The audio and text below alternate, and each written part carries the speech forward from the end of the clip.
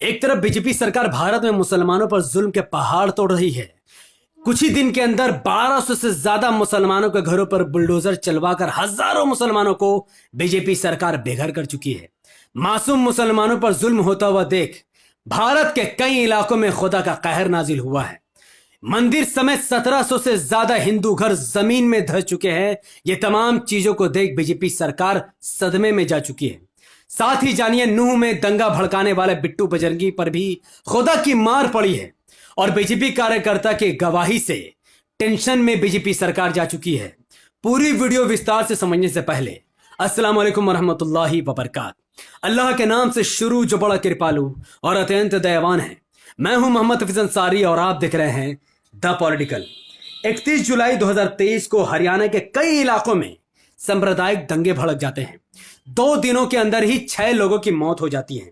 मासूम लोगों के घर और दुकानों को भारतीय बीजेपी, विश्व हिंदू परिषद और बजरंग दल के लोग आग के हवाले कर देते हैं। एक मस्जिद में आग लगा दी जाती है और मस्जिद के इमाम को भी मौत के घाट उतार दिया जाता है। दंगा भड़काने वाला मोनू मानेसर तो इस वक्त फरार चल रहा है, लेकिन नूह दंगे का मुख्य आरोपी और मास्टरमाइंड बिट्टू बजरंगी को गिरफ्तार कर लिया जाता है। 15 अगस्त 2023 को हरियाणा की पुलिस बिट्टू बजरंगी को गर्दन से पकड़कर थाने ले जाती है और 14 दिन के लिए जुडिशियल कस्टडी में भेज देती है। हरियाणा पुलिस साफ तौर से यह दावा करती है कि नूह में दंगा भड़काने वाला सीधे सीधे जिम्मेदारी बिट्टू बजरंगी की है।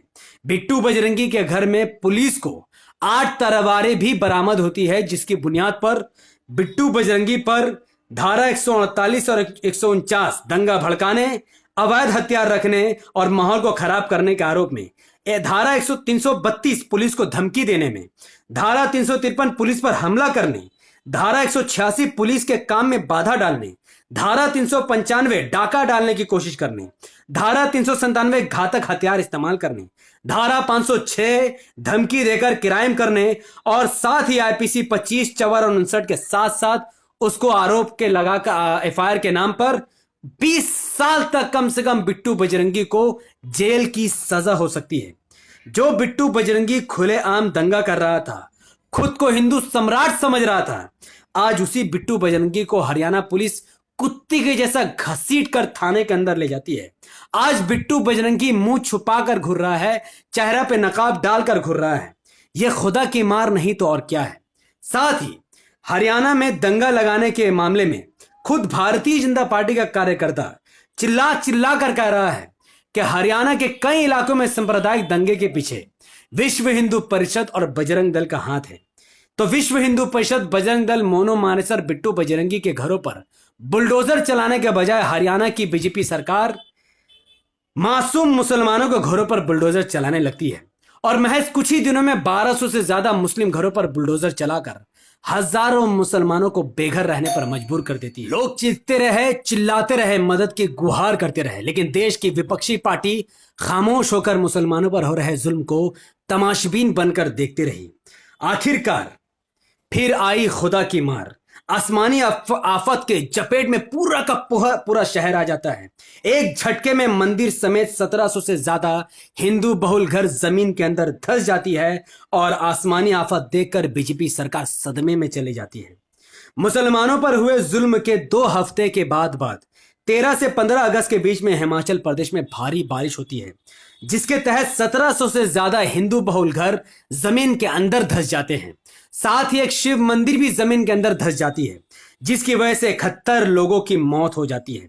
9000 से ज्यादा हिंदू घर ऐसे हैं जो डिस्ट्रॉय होने के कगार पर हैं, जो डैमेज हो चुके हैं, उस पर क्रैक आ चुके हैं और कभी भी वो 9000 हिंदू बहुल घर भी उस मुसीबत के चपेट में आ सकते हैं। 2 दिन के अंदर अंदर 71 लोगों की मौत हो जाती है और उसके साथ साथ 7000 करोड़ का नुकसान झेलना पड़ता है, जो सिर्फ और सिर्फ हिंदू इलाकों में ही होती है। साथ ही हिमाचल प्रदेश के शिमला में शिव मंदिर नाम की एक मंदिर भी जमीन के अंदर धंस जाती है, जिसके साथ साथ 25 से 30 श्रद्धालु भी जमीन के अंदर धंस जाते हैं। कई सारे लोगों को मलबा के अंदर दबे होने की खबर है, जिसमें 9 लोगों की मंदिर के अंदर ही मौत हो जाती है। अब पिछले 50 साल में हिमाचल प्रदेश में पहली बार ऐसी आपदा और ऐसी आफत आई है जो कभी देखी नहीं गई है। यह आसमानी आफत आने वाले वक्त में कई सैकड़ों लोगों को भी अभी अपने जपेट में लेने वाली है। अब समझिए कि एक तरफ भारतीय जनता पार्टी की सरकार 1200 से ज्यादा मुसलमानों के घरों पर बुलडोजर चलाकर मुसलमानों को बेघर रहने पर मजबूर कर देती है। ठीक इसके 2 हफ्ते बाद एक आसमानी आपदा आती है, ऐसी तूफानी बारिश होती है, ऐसा लैंडस्लाइड भूधसान होता है जिसके तहत 1700 से ज्यादा हिंदू घर जमीन के अंदर धस जाते हैं। यह खुदा की मार नहीं तो और क्या है, यह खुदा का कहर नहीं तो और क्या है। खुदा की मार देखिए कि 1200 मुस्लिम घर को तोड़ दिया गया और 1700 हिंदू घर जमीन के अंदर धस गए। इसके अलावा खुदा की मार सिर्फ बराबरी से नहीं होती है, बल्कि उसी हिमाचल प्रदेश में 8000 से ज्यादा 9000 के आसपास ऐसे हिंदू घर हैं जो पूरे के पूरे डिस्ट्रॉय होने वाले हैं और जमीन के अंदर धंसने वाले हैं। उसमें क्रैक पड़ चुका है और 9000 हिंदू बहुल घर भी बहुत जल्द जमीन के अंदर धंसने वाले हैं। यह खुदा की मार नहीं तो और क्या है। एक तरफ हरियाणा में एक मस्जिद को आग लगा दिया गया, एक इमाम को मौत के घाट उतार दिया गया और हिंदू तमाशबीन बनकर देखते रहे। वही दूसरी तरफ हिमाचल प्रदेश के अंदर एक पूरा का पूरा मंदिर जमीन के अंदर धंस जाता है, 25-30 लोग उसके साथ धंस जाते हैं, 9 लोगों की मौत हो जाती है। खुदा की मार नहीं तो और क्या है। साथ ही अच्छी खबर तो यह है कि जिस मस्जिद को आग लगाई गई थी हरियाणा में, जिस इमाम को मौत के घाट उतारा गया था, उस मस्जिद को जलाने वाले और इमाम को मौत के घाट उतारने वाले 4 विश्व हिंदू परिषद और बजरंग दल के लोगों की गिरफ्तारी हो चुकी है। अंकित, राहुल, रविंद्र और राकेश को मस्जिद जलाने के आरोप में और इमाम की निर्मम हत्या करने के आरोप में उनको जेल के अंदर भर दिया गया है और उनके ऊपर मुकदमा चलाया जा रहा है। जिस इमाम को मारा गया और जिस मस्जिद को जलाया गया उस पर किसी भी विपक्षी नेता ने आवाज तो नहीं उठाई, लेकिन उन्होंने उस इमाम की 1 रुपए से भी मदद नहीं की है।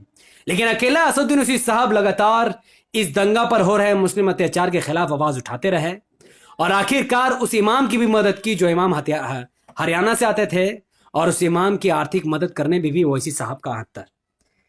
और मैं इस वीडियो के माध्यम से हमारे देश में रहने वाले करोड़ों हिंदुओं को एक मैसेज देना चाहूंगा कि हिमाचल प्रदेश में जो आसमानी आपदा आई है, जो 1700 हिंदू बहुल घर जमीन में धंस चुके हैं, जो पूरा मंदिर जमीन में धंस चुका है, जो 9000 घर और जमीन में धंसने वाला है, इस पर भारतीय मुसलमान खुश नहीं है, बल्कि हम सब भी इस आपदा से बहुत दुखी हैं। और भारत के 25 करोड़ मुसलमान हिमाचल प्रदेश में चल रही आसमानी तबाही से दुखी हैं और अल्लाह से दुआ करते हैं वो तबाही रुक जाए।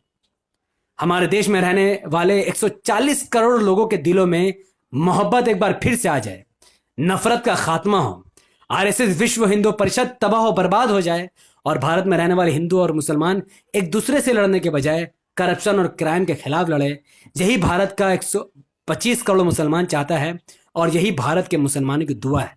और मैं आप सबसे गुजारिश करूंगा कि ऐसे नेताओं का वोट ना करें जो लोग मुसलमानों का घर जलते हुए सिर्फ तमाशा देखते हैं, बल्कि ऐसे नेता को वोट दीजिए जो मुसलमानों का साथ देते हैं, मुसलमानों के साथ खड़े होते हैं और दुख सुख में उनका साथ देते हैं और उनके लिए आवाज उठाते हैं, जो सिर्फ और सिर्फ असदुद्दीन ओवैसी है।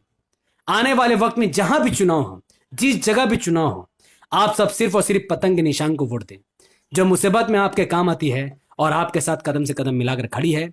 मुझे उम्मीद है कि लोग इस वीडियो को देखकर कुछ समझे होंगे और इस वीडियो को लाखों लोगों तक पहुंचाने की आप कोशिश करोगे।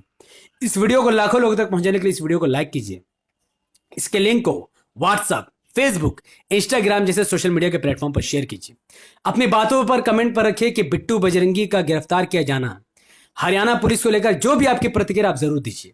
और एक तरफ मस्जिद को तोड़ा जाना, एक तरफ मंदिर का धंसना और एक तरफ 1200 मुसलमानों के घरों को तोड़ना और 1700 हिंदू घर जमीन में धंसना, क्या यह खुदा की मार आपकी नजर में है या नहीं है? अपनी बात कमेंट पर जरूर रखिए और साथ ही हमारे यूट्यूब चैनल द पॉलिटिकल को सब्सक्राइब कीजिए, बेल आइकन हिट कीजिए। अगर आप सब इस वीडियो को हमारे Facebook channel the political news पर देख रहे थे तो इसे लाइक और फॉलो कीजिए, 5 बड़े ग्रुप में शेयर कीजिए और कमेंट पर मुझे अपनी बात बताइए कि इस वीडियो को देखने के बाद क्या आप सब भी एमआईएम का साथ दोगे, क्या आप सब भी ओवैसी साहब को अपने नेता मानकर एमआईएम की ताकत बनोगे? अपनी बात कमेंट पर जरूर डालिए। बहुत बहुत शुक्रिया। अस्सलाम वालेकुम वरहमतुल्लाहि वबरकात। अल्लाह के सलाम रहमत बरकात आप तमाम भाइयों और बहनों पर हो। मैं अल्लाह भी पीस अपॉन